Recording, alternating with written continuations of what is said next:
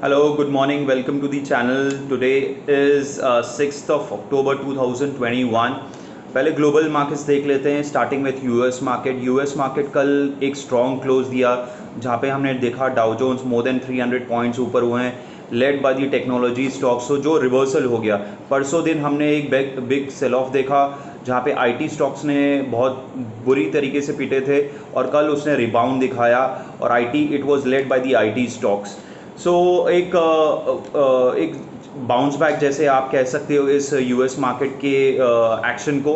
Asian markets की हम बात करें तो एशियन मार्केट्स मिले जुले ट्रेड कर रहे हैं। एसजीएक्स निफ्टी भी एक नेगेटिव ओपनिंग टिक दिखा रहा है, पर इसके साथ साथ एक इम्पॉर्टेंट इन्फॉर्मेशन ये भी कल आई है from the rating agencies of Moody's, जहाँ पे उन्होंने अपना इंडिया का आउटलुक है वो इम्प्रूव किया है from negative to stable, which is a very good sign and it was long pending actually इस पे।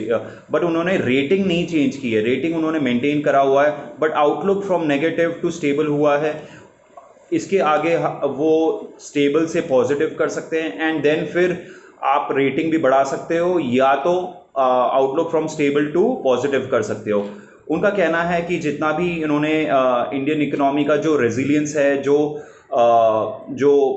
कोरोना पीरियड में भी जिस तरीके से अभी वैक्सीनेशन जिस तरीके से हो रहा है, तो उन्होंने जो आउटलुक रखा है वो यही रखा है कि इट शोज़ की रेजिलियंस है इकोनॉमी में, एक अच्छी खासी डिमांड पिकअप हो रही है। उसके साथ साथ जो वैक्सीनेशन जो हो रहा है वो काफ़ी स्ट्रॉन्ग हो रहा है, जिसकी वजह से उन्होंने आउटलुक अपना बदल के फ्रॉम नेगेटिव टू स्टेबल किया हुआ है। अब देख लेते हैं कि ब्रेंट क्रूड काफ़ी स्ट्रॉन्ग दिखाई दे रहा है। ये एक थोड़ा वरीसम है। 82 बैरल्स के ऊपर ट्रेड कर रहा है ब्रेंट क्रूड पर डॉलर और पर बैरल, और गोल्ड ट्रेड कर रहा है 1760 के आसपास, तो वो स्टेबल है काफ़ी।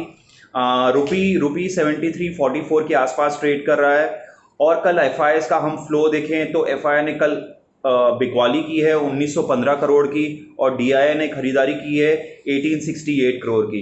तो एक मिक्स सा ट्रेड था, मेरे ख्याल से एक ब्लॉक डील हुआ है जिसके वजह से ऐसे नंबर्स आए हैं।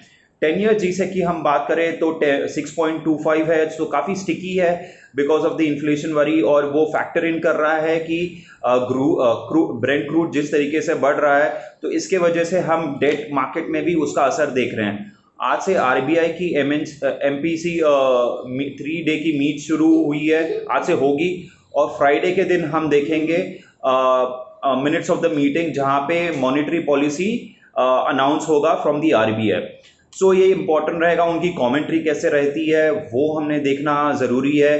क्या वो उनका आउटलुक है ऑन दी इन्फ्लेशन, खास करके डोमेस्टिक इन्फ्लेशन का उनका व्यू क्या है वो देखना ज़रूरी है। वो क्या देख रहे हैं ग्लोबल इन्फ्लेशन के वजह से, क्योंकि हम देख रहे हैं मेटल स्टॉक वो काफ़ी अप्रिशिएट कर रहे हैं, केमिकल्स, देन ब्रेंट क्रूड, ये सारे ही जो कमोडिटी ड्रिवन है वो सारे ही ऊपर जा रहे हैं, जिसके वजह से इन्फ्लेशन प्रेशर आ सकता है इंडिया में भी, और उसके वजह से उनका क्या आउटलुक बनता है और उनकी क्या मॉनेटरी पॉलिसी रहती है वो देखना ज़रूरी रहेगा।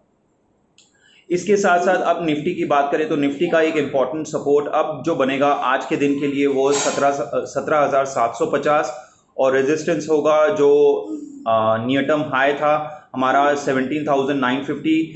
तो ये हम देखते हैं इस रेंज में, क्योंकि एक अच्छा खासा सप्लाई प्रेशर रहेगा इस रेंज में। तो क्या ये मार्केट सस्टेन करता है उस लेवल पे या थोड़ी बहुत प्रॉफिट बुकिंग होती है कल के सत्र के बाद, वो देखना ज़रूरी है।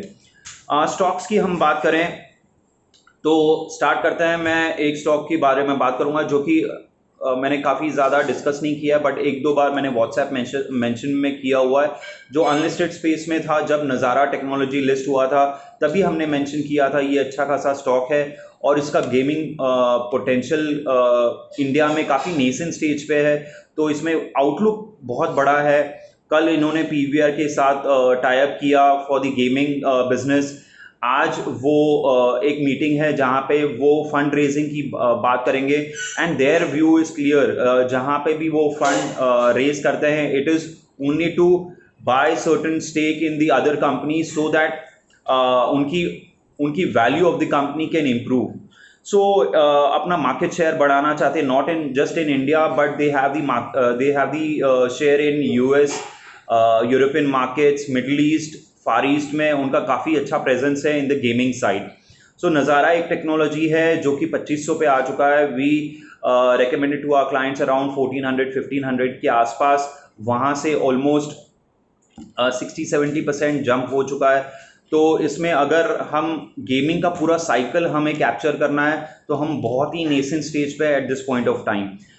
दूसरा स्टॉक मैंने बलरामपुर चीनी 1-2 दिन पहले मेंशन किया हुआ था। ये एक अच्छी एक अपटिक के बाद एक कंसोलिडेट कर रहा है 385-395 जोन पे। जिस भी दिन ये 400 ब्रेकआउट करता है तो एक फिर से रैली कंटिन्यूएशन रहेगी। अगर आप ये प्राइस भी अच्छा है टू एंटर, और for any drop you should be a buyer. इसके साथ साथ सिप्ला एक डिसअपॉइंटिंग रहा। 970 के बाद मैंने बाय रिकमेंडेशन दिया था with 950 stop loss, 949 stop loss. एक 1005 का हाई बनाने के बाद इसने स्टॉप लॉस ट्रिगर किया, तो वन शुड एग्जिट बिकॉज अगर ट्रेडिंग में you have to be there तो you have to maintain a strict stop loss, तो उसमें आपको एग्जिट करना चाहिए। बट उसके साथ साथ ऑटो स्टॉक जहाँ पे मैं काफ़ी टाइम से पॉजिटिव रहा हूँ, तो टाटा मोटर्स हमने 330 पे मेंशन किया था for the target of 350 and 360। कल इसने 350 फर्स्ट टारगेट अचीव किया है, 351 352 का हाई बनाने के बाद, एंड नेक्स्ट टारगेट इज 360 जहां पे बहुत ज़्यादा सप्लाई प्रेशर रहेगा टाटा मोटर्स के लिए। बेसिकली फ्रॉम 350 टू 360 ये काफ़ी अच्छा सप्लाई है टाटा मोटर्स के लिए। जिस भी दिन ये 360 अच्छे वॉल्यूम के साथ निकालता है तो मैं फ्रेश टारगेट उसमें दे दूंगा, बट मेरा outlook on auto stocks is quite positive. इसके साथ बैंकिंग स्टॉक्स में मैं पॉजिटिव हूँ, जहाँ पे एसबीआई हमने ऑलमोस्ट 52 वीक हाई बनाते हुए हम देख रहे हैं। कल 469 का क्लोज आया हुआ है और 471 472 का इसका 52 वीक हाई है। और अगर ये आउटलुक जैसे मूडीज ने चेंज किया तो मेरे ख्याल से इसका असर बैंकिंग स्टॉक्स में भी पड़ सकता है। उसके साथ साथ मॉनेटरी पॉलिसी के वजह से भी हम देख सकते हैं कि banking stocks and NBFCs will be in radar. अब ये किस तरीके से मूव करता है वो देखना ज़रूरी होगा। आउटलुक कैसा मेंशन किया जाता है वो देखना ज़रूरी होगा बाय दी आरबीआई।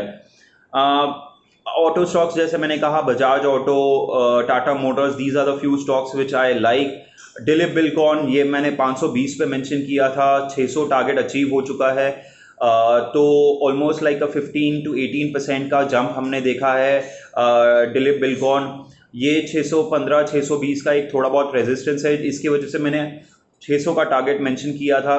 बट अगर जिस भी दिन ये उसके ऊपर ट्रेड करने लग जाता है तो ये टूवर्ड्स 650 700 भी जा सकता है, but obviously for a medium term outlook which is 3 to 6 months. मैंने पहले भी मेंशन किया हुआ था रियलिटी स्टॉक्स में I am positive, infra stocks I am positive. So infra में रिपीट करूंगा, L&T इज माई पिक, वो आप देख सकते हो। Dilip Buildcon is one more stock, auto I have already mention, banking I have already mentioned. So these are the few stocks which I want to share with you. इसके अलावा कोई stock if I have missed out, no. So यही stocks हैं। अगर आपके भी कोई stocks हैं जहाँ पे आपको रिकमेंडेशन चाहिए या कुछ सेक्टर आउटलुक आपको चाहिए, you can mention in the comment box और you can drop a message on the WhatsApp. अगर आपको ये वीडियो अच्छा लगा so please like and subscribe and share with your friends and family members. तो thank you so much.